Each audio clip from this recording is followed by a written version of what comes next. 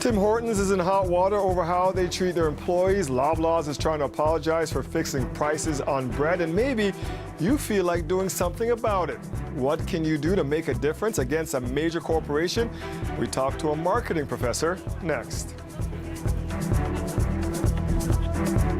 Double, double for justice for Tim workers. It says I love coffee but not police. For me, I don't want to buy no more Tim Hortons. Thousands protesting Tim Hortons over cuts to employee paid breaks and benefits, all because of the minimum wage hike. It's not the only story so far this year of consumer opposition to a corporation. Remember Loblaw's controversy over the bread price fixing scheme? It's now offering a $25 gift cards to customers. Seems too good to be true. You're not getting back all that money you paid in those years. If it's an easy process, sure, I'd go for it, because $25 for groceries is not bad. Some have mixed feelings on whether to accept the gift card, though others suggesting to take it and donate it to charity. Then there's the controversy facing H&M over insensitive advertising. It has come under fire for this ad in the UK.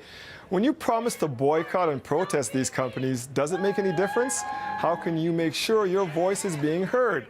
I put those questions to a marketing prof from York's Schulich School of Business earlier today. The truth of the matter is, you know, when we are angry at these companies, when we felt we've been done wrong by these companies, it feels like nowadays we have, because of social media, because of the media in general, we have more ways of getting our message about our displeasure to these companies. Yes, we do. We certainly do, and consumers certainly do have more means of getting their message across. Yes, the social media platforms like Twitter and Facebook are a good starting point, but the consumers are also physically going to these stores and starting protests, friendly protests, and the best way to reprimand companies is through consumers' wallets. So go back to the real definition of boycotts and stop giving your hard-earned cash to these stores that you find have done something unethical,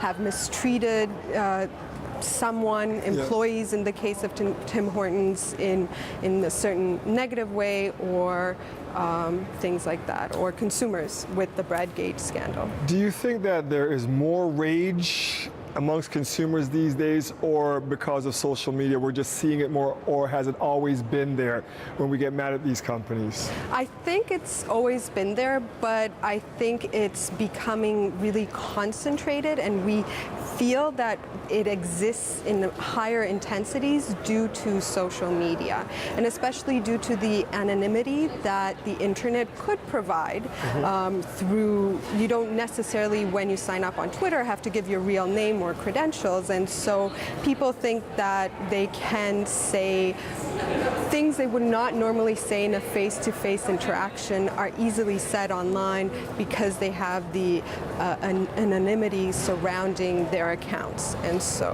when we have celebrities are used a lot by these companies to promote their products to us, but it seems to be backfiring now, because in the case of H&M, the weekend, a Toronto kid, he was so upset by what he felt was a racist campaign by H&M that he pulled his support, and because all of his fans now seem to be jumping on the bandwagon, so it's almost that celebrity endorsement can also backfire if you get that celebrity mad and then they use it. Oh, definitely, especially celebrities could more easily break their contracts, and even if they do get sued and have to pay the penalty financially, it is worth setting up for their morals and their ethics and what they really believe in and what they're communicating to their fans. So we're dealing with authenticity here in the marketplace, and so celebrities lend their brands to certain companies, but in exchange they want those companies to match the values that these celebrities stand for. So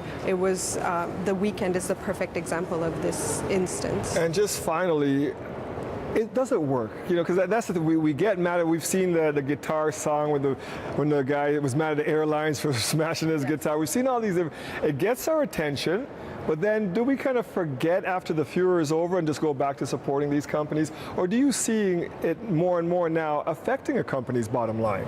I think time will tell. It's too early to tell with these particular scandals, particularly in Ontario. We have to wait until at least the quarterly reports of 2018 start rolling in to do a proper in-depth analysis. But I do definitely think that it has made an impact, and consumers who feel strongly about the ethics, the morals that are happening in the marketplace, they should continue being activists, being vigilant, boycotting companies, because at the end of the day, they have paid attention by issuing apologies, by pulling ads out of circulation, by issuing gift cards. Yes, that is a contentious issue of PR, but it is starting the conversation, and it is important for consumer voices to be heard.